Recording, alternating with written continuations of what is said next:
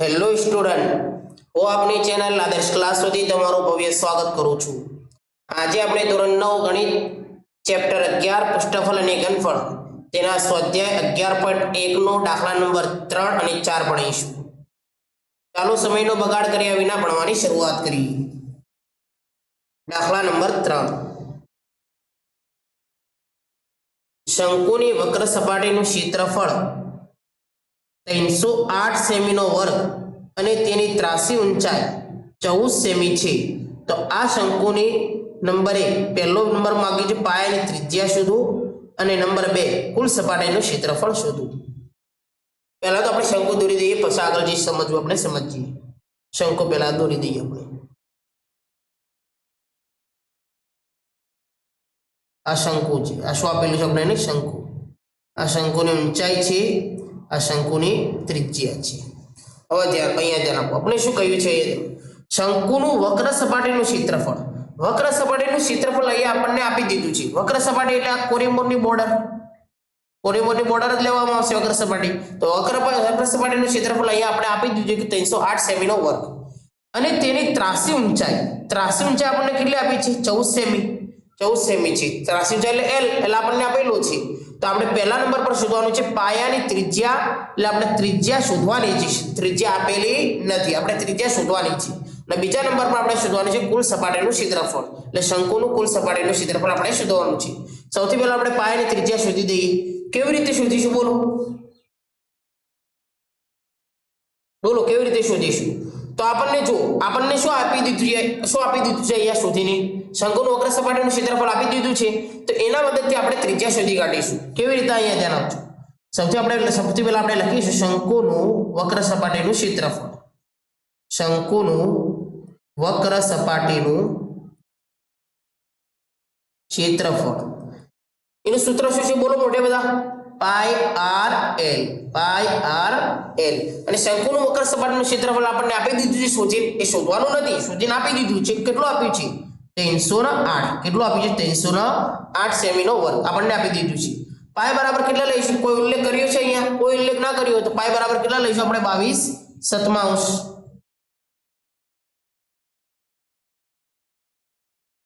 કેટલા લઈશું આપણે?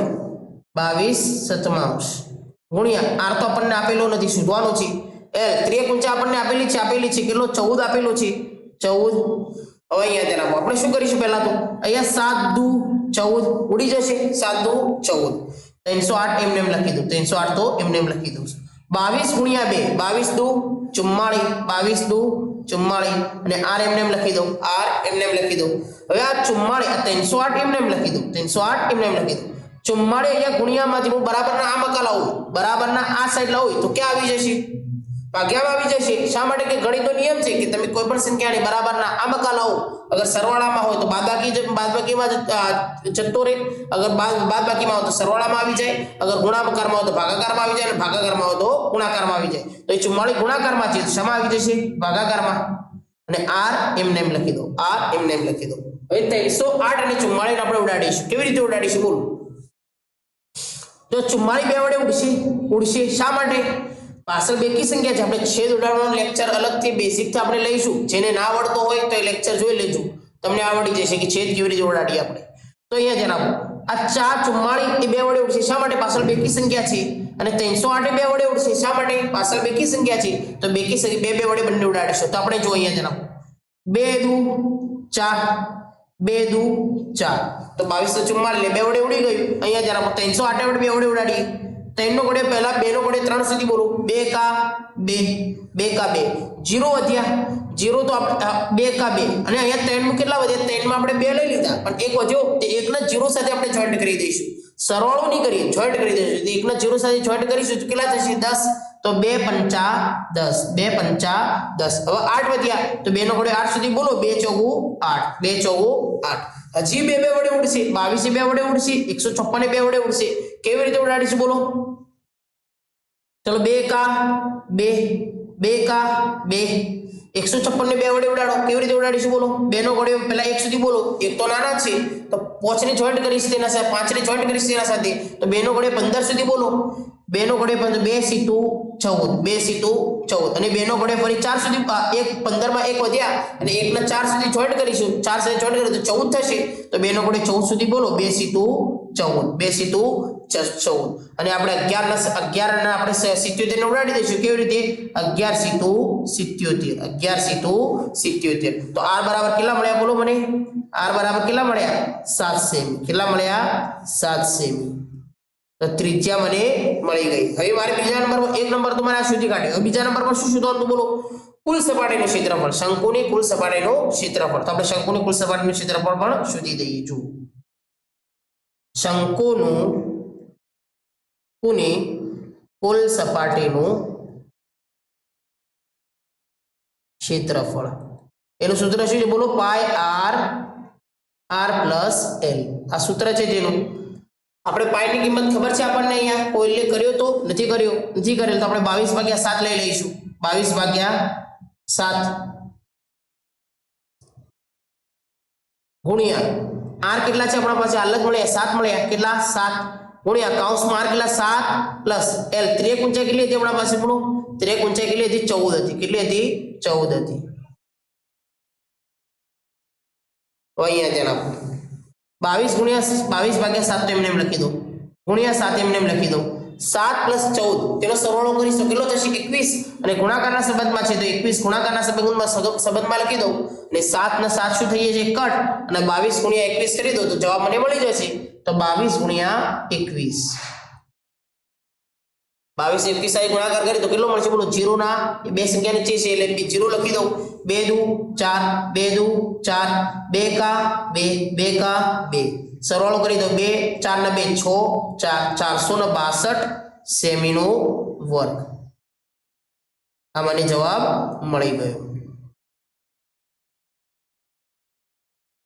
તો મને શંકુની કુલ સપાટીનું ક્ષેત્રફળ પણ મળી ગયું તો અહીંયા દાખલા નંબર 3 પૂરો થયો આપણે દાખલા નંબર 4 ભણીએ દાખલા નંબર 4 શંકુ આકારનું તંબુ 10 મીટર ઊંચો છે અને તેના પાયાની ત્રિજ્યા 24 મીટર છે પહેલા આપણે શંકુ દોરી દઈએ પછી આગળ જે કરવું આપણે કરીએ તો પહેલા શંકુ દોરી દઈએ આ શંકુ છે તો આપણને શું કહ્યું છે શંકુ આકારનો તંબુ તો શંકુ આકારનો તંબુ છે અને તે કેટલો ઊંચી આ શંકુની ઊંચાઈ દોરી દઈએ આ શંકુની ઊંચાઈ છે ના શંકુની ત્રિજ્યા છે તો શંકુની ઊંચાઈ કેટલી આલી ત્રિજ્યા ઊંચાઈ નથી આપી શંકુની ઊંચાઈ કેટલી આપી છે 10 મીટર કેટલી આપી છે 10 મીટર અને પાયાની ત્રિજ્યા કેટલી આપણને આપેલ છે 24 મીટર તો આપણે પહેલા નંબર પર શોધવાનું છે કે તંબુની ત્રાસી ઊંચાઈ શું શોધવાની ત્રિજ્યા ઊંચાઈ ત્રાસી ઊંચાઈ એટલે આપણે l શોધવાનું છે આપણે કહી દીધું છે અહીંયા l શોધવાનું તો આપણે l શોધીશું બોલો કેવી રીતે શોધીશું l નો અહીંયા આપણને આપેલ શું છે પહેલા લખી દઈએ શું આપેલ છે બોલો એક તો આપણને આપેલું છે h ઊંચાઈ 10 મીટર અને બીજો આપણને આપેલ છે શું આપેલ છે ત્રિજ્યા r 24 મીટર હવે આપણે l શોધી દઈએ l શોધવાનું સૂત્ર શું છે બોલો l નો વર્ગ બરાબર r નો વર્ગ પ્લસ h નો વર્ગ r નો પ્લસ h નો વર્ગ l નો વર્ગ આપણે શોધવાનો છે તો l નો વર્ગ એમને એમ લખી દો r એટલે કેટલા છે ત્રિજ્યા કેટલી છે આપણા પાસે 24 નો વર્ગ h કેટલા છે આપણા પાસે 10 તો 10 નો વર્ગ અને 24 નો વર્ગ કેટલો થશે બોલો 24 નો વર્ગ આવડે છે તમને જો ના આવડતો હોય તો અહીંયા પહેલી વાર અહીંયા ગુણીએ છીએ ને આ નેક્સ્ટ ટાઈમ યાદ રાખજો કેટલો થાય છે તો 24 ગુણ્યા 24 કરી દઈએ 24 ગુણ્યા 24 નો વર્ગ એટલે 24 ગુણ્યા 24 0 લખી દો બે સંખ્યા નીચે છે એટલે 4 દુ 8 2 દુ 4 ચોગુ 16 4 દુ 8 ને 1 9 બંને સંખ્યાનો સરવાળો કરી દઈએ 6 9 ને 8 કેટલા થશે 17 અને 1 4 ને 1 576 કેટલો થશે 576 પ્લસ 10 નો વર્ગ તો ખબર છે બધાને આપણને ખબર છે બોલો 10 નો વર્ગ કેટલો થશે 100 10 ગુણ્યા 10 10 દાન 100 અને 576 અને 100 નો સરવાળો કરું તો કેટલો થશે 676 અહીંમાં તો l નો વર્ગનો જવાબ મળે આ શેનો મળે જવાબ મને l ના વર્ગનો માં તો જવાબ શેનો જોઈએ છે l નો જવાબ જોઈએ ત્રિજ્યા ઊંચાઈ જોઈએ છે તો l ના પરથી આપણે વર્ગ કાઢવો હોય તો સામેની સંખ્યાને શું આપી દઈશું બોલો વર્ગમૂળ આપી દઈએ 676 વર્ગમૂળ 676 અને 676 કોનો વર્ગ છે જો 576 યાદ રાખજો હું તમને 3 વર્ગ શીખવાડું છું 24 નો વર્ગ કેટલો છે 576 25 નો વર્ગ યાદ રાખજો 625 અને 26 નો વર્ગ આવશે 676 26 નો વર્ગ આવશે 676 તો 676 કોનો વર્ગ છે બોલો બધા કોનો વર્ગ છે 26 નો વર્ગ તો 676 ના જગ્યા પર હું 26 નો વર્ગ લખી શકું તમે 26 ગુણ્યા 26 કરી ચેક કરજો તમને જવાબ મળી જશે 676 વર્ગ અને વર્ગમૂળ બે શું કરી દઉં કટ કરી દઉં તો L બરાબર મને કેટલા મળ્યા બોલો 26 સેમી કેટલા મળ્યા 26 મીટર સોરી 26 મીટર તો આપણે ત્રિયક ઊંચાઈ તો મળી ગઈ બીજા નંબર પર આપણે શું માંગ્યું છે બોલો બીજા નંબર પર શું કહે છે જો 1 મીટરના વર્ગ લેખે તંબુ બનાવવા માટે વપરાતા કાપડનો કુલ ખર્ચ કેટલા રૂપિયા થાય છે ભાઈ કુલ ખર્ચ શોધો જો હવે આ તંબુના આપણે શું મારવું છે આપણે તંબુના કોરેમોર આપણે કેનવાસ કાપડ મારવું છે શું મારવું છે કાપડ હવે કાપડ આપણે દુકાને લેવા ગયા તો કાપડવાળાને આપણે શું કહ્યું ભાઈ કે 1 મીટરના વર્ગ 1 મીટરનો વર્ગ આવી જાય એટલે તમે સમજી જશો કે ક્ષેત્રફળ તો 1 મીટરના વર્ગ એટલે કેટલા રૂપિયા લે છે 70 રૂપિયા લે છે તો કુલ ખર્ચ શોધો તો કુલ ખર્ચો કેટલો થશે તે શોધી બતાવો 1 મીટરના વર્ગના લેખે છેલ્લા 70 રૂપિયા તો કુલ ખર્ચો તો કેવી રીતે શોધીશું આપણે બોલો શંકુનું આપણે ક્ષેત્રફળ શોધવું પડશે પણ અહીં શંકુનું વક્ર સપાટીનું ક્ષેત્રફળ શોધીશું કે શંકુનું કુલ સપાટીનું ક્ષેત્રફળ શોધીશું બોલો તો યાદ રાખજો આપણે શું શોધીશું શંકુની વક્ર સપાટીનું ક્ષેત્રફળ શા માટે આપણે કેનવાસ કેવો મારશું શંકુની વક્ર સપાટી પર કોરેમોરની બાજુ પર જ મારશું નીચે તો જમીન સાથે શંકુ જોઈન્ટ છે જમીન સાથે શંકુ જે તંબુ છે એ જોઈન્ટ છે તો આપણે કોરેમોર જ ખાલી કેનવાસ મારવાનું છે તો આપણે શું શોધીશું શંકુની વક્ર સપાટીનું ક્ષેત્રફળ શોધીશું પછી આપણે કુલ ખર્ચો મળશે તો સૌથી પહેલા આપણે શંકુનું વક્ર સપાટીનું ક્ષેત્રફળ શોધી દઈએ ચલો આપણે લખીશું શંકુનું વક્ર સપાટીનું ક્ષેત્રફળ એનું સૂત્ર શું છે બોલો પાઈ આર એલ અને આપણે પાઈની કિંમત અહીંયા આપેલી છે બોલો પાઈની કિંમત આપેલ નથી તો કેટલા લઈશું 22 સતમાંશ આર ત્રિજ્યા કેટલી આપેલી છે આપણે અહીંયા ત્રિજ્યા આપણને આપેલી છે 24 મીટર કેટલી આપેલી છે 24 મીટર અને ત્રિયક ઊંચાઈ આપણે હાલ જ મળી કેટલી છે 26 કેટલી મળી 26 હવે 7 ને કોઈ સંખ્યા વડે કટ 22 વડે 7 ને 22 વડે કટ થશે નહીં 24 વડે કટ થશે નહીં 26 વડે કટ થશે નહીં તો આપણે ઉપરની ત્રણેય સંખ્યાનો શું કરી દઈએ ગુણાકાર કરી દઈએ પહેલા 24 ગુણ્યા 22 કરી દઈએ 24 ગુણ્યા 22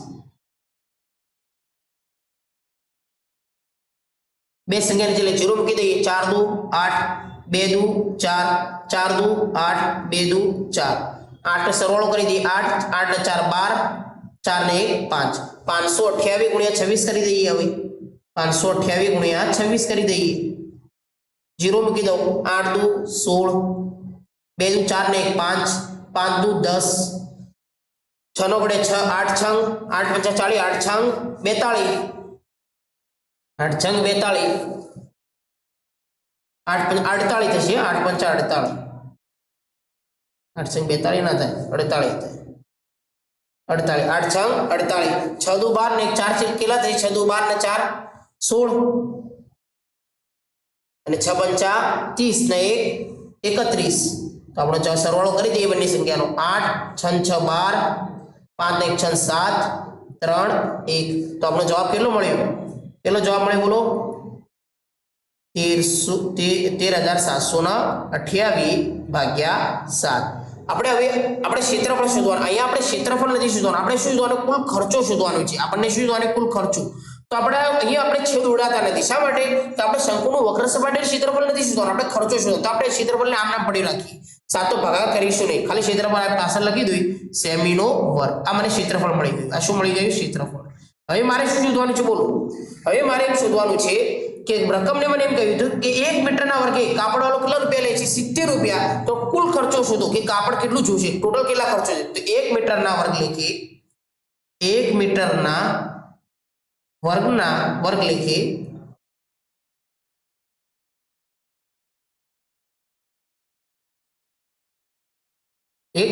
વર્ગ લેખે કેટલા રૂપિયા લે છે 70 રૂપિયા 70 તો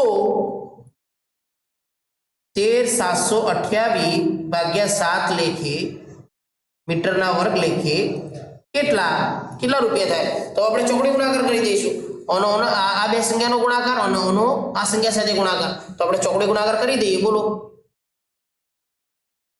ये साइड में આપણે કરી દઈએ ગુણાકાર 13728 ભાગ્યા 7 ગુણ્યા 70 ભાગ્યા 1 લખો કે ના લખો ફરક પડતો નથી એકનો કોઈ વેલ્યુ જ નથી એક લખો કે ના લખો ફરક કશો પડતો નથી સાતેદાન 70 ગુણાકારનો સંબંધ છોડી જશે સાતેદાન 70 એકનું તો કોઈ વેલ્યુ જ નથી હવે ઉપરવાળો સંખ્યાનો આપણે શું કરી દઈએ ઉપરવાળી સંખ્યાનો આપણે શું કરી દઈએ ગુણાકાર અને 13728 ગુણ્યા 10 એટલે કરીશું તો કેટલો જવાબ મળશે બોલો સીધો જવાબ આપણે મળી જશે કે 13728 ગુણ્યા 10 ચલો હું ગુણાકાર કરીને બતાવી દઉં તમને 13728 गुणिया 10 हम सीधो जवाब તમે એક મંડળ આગળ મૂકી દેવાનો સીધો જવાબ મળી જાય આપણે ગુણાકાર કરીને બતાવી દઈએ 8 એકા 8 2 એકા 2 7 એકા 7 3 એકા 3 1 એકા 1 અને 0 નો કોઈ બી સંખ્યા સાથે ગુણાકાર છે તો 0 0 0 અહીં પાછળ આપણે 0 મૂકી દઈશું શા માટે કે એક સંખ્યા છે ને તો અહીંયા 0 મૂકીશું 0 0 0 0 0 तो આપણે કેટલો જવાબ મળે 0 8 2 7 3 1 તો 13 એકમ દશક 100 હજાર દશક લાખ 1,69,280 રૂપિયા આપણો કુલ ખર્ચો થશે કેટલો ખર્ચો થશે 1,69,280 રૂપિયા તો કેટલો ખર્ચો આવશે બોલો રૂપિયા 1,69,280 રૂપિયા માટે એમ લખી દઈશું આપણે શું લખી દઈશું બોલો માટે तंबूना कापड़नो खर्च रुपया 1,69,280 थाय आम लखी दईशु तो समझ में आई गई जो आ शॉर्टकट गुणाकार तमारे अहींया करी देवो होय तो 13728 गुणिया 10 करवो होय तो सीधो खाली पाछळ मींडू लखी देवानुं तो तमारो जवाब आवी जशे तो आई होप हूँ आशा राखुं छुं तमने आ दाखलो समजायो हशे चालो आपणे नेक्स्ट लेक्चर में